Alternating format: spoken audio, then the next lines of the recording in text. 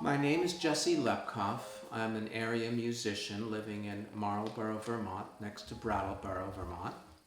And I'm a musician of the Baroque flute and recorder, and I'm the director of an early music, Baroque music group called Ensemble Amphion Baroque. And we've been playing in the area for a number of years. We perform regularly at the Pikes Falls Chamber Music Festival in Jamaica, Vermont. And we're going to be presenting a program, as we did last October, a program in October, on October 25th, and it's at the Brattleboro Museum and Arts Center. The program is called Grace and Grandeur, Dialogues in French and German Baroque Chamber Music. And the players, we have Owen Wattkins, who I played with for many years. He is a Baroque oboe player and also recorder player. And as I said before, I'm a Baroque flutist and recorder player. And then we have Naama Leon, who is a Baroque flute player. We have Carol Lewis, who is a viola da gamba player. And we have Marina Minkin, who plays the harpsichord. So the first half of the program is French Baroque music, and the second half is German chamber music. And we've chosen the pieces for their variety, and because I always look for the best pieces for the players that we have. The first piece in the program is by François Couperin, and it's from his collection of pieces called Les Nations, which is for the four nations.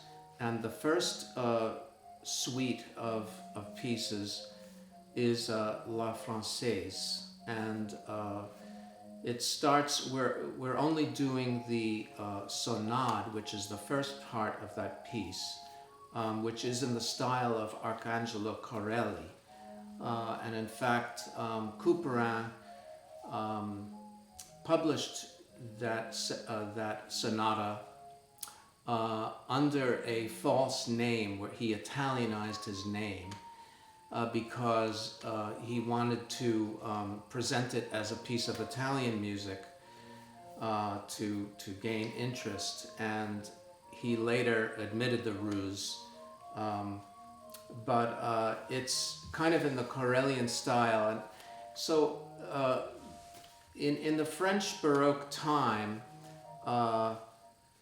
there was a great admiration among the French for the Italian style. So in Italy, Arcangelo Corelli published a set of sonatas right at the turn of the 18th century in 1700, and they created quite a stir, and they were widely disseminated throughout Europe and became very, very popular.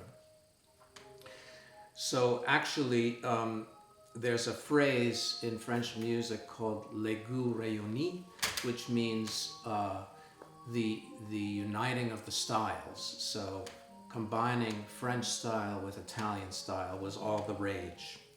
So the first piece exemplifies that. And then we have Carol Lewis. Oh, and that piece is for two Baroque flutes and continuo. Now, continuo could be different things, but it's usually a bass instrument, in this case the viola da gamba, played by Carol Lewis, and the harpsichord, played by Marina Minkin. The next piece is for Marin Marais, and Marin Marais was the virtuoso of the viola da gamba, and he wrote a lot of very good music for the viola da gamba. The viola da gamba is, in case you don't know, it's actually a relative of the guitar, because it has frets and it also has 6 strings, sometimes 7.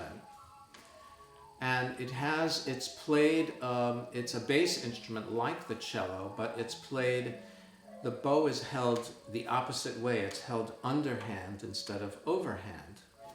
Then the next piece is a piece by the composer Rameau, Jean-Philippe Rameau, who was an opera composer, but he also wrote keyboard music. And these pieces, are kind of character pieces from a collection called Pièces de clavecin en concert, which is where the harpsichord is the main instrument, and in this case the flute and the viola da gamba are kind of secondary, accompanying the harpsichord, which is sort of opposite from most pieces where you'd hear a flute, a viola da gamba, and a harpsichord.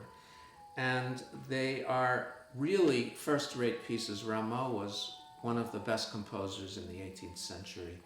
And they have a flair for the theatrical, because he actually used some of these melodies in his operas. This is the voice flute. It's called voice flute because it's supposed to be in the same range as the soprano voice. And we just play a couple of movements in the boîtier, and it's nice to have an example of what one might have heard in Paris if you were walking on the street and you walked by an open window where people were playing at this trio.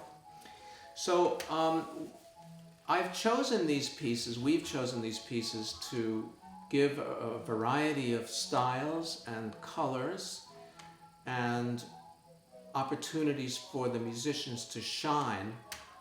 And I think it's a very successful program, and I hope you will attend the concert, because it's a rare opportunity to hear these instruments played by very good players, and also in a space that is really conducive to the sound of these Baroque instruments. These instruments were played in rather live acoustic spaces, in the church or in salons where you had a stone floor and reflective surfaces and high ceilings where the sound can expand.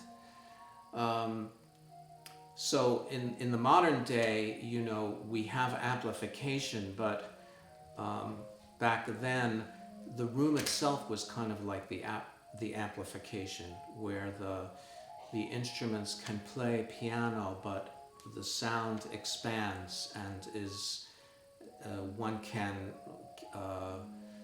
really make the music come alive. And another word about Baroque music and why I think it's important is that this music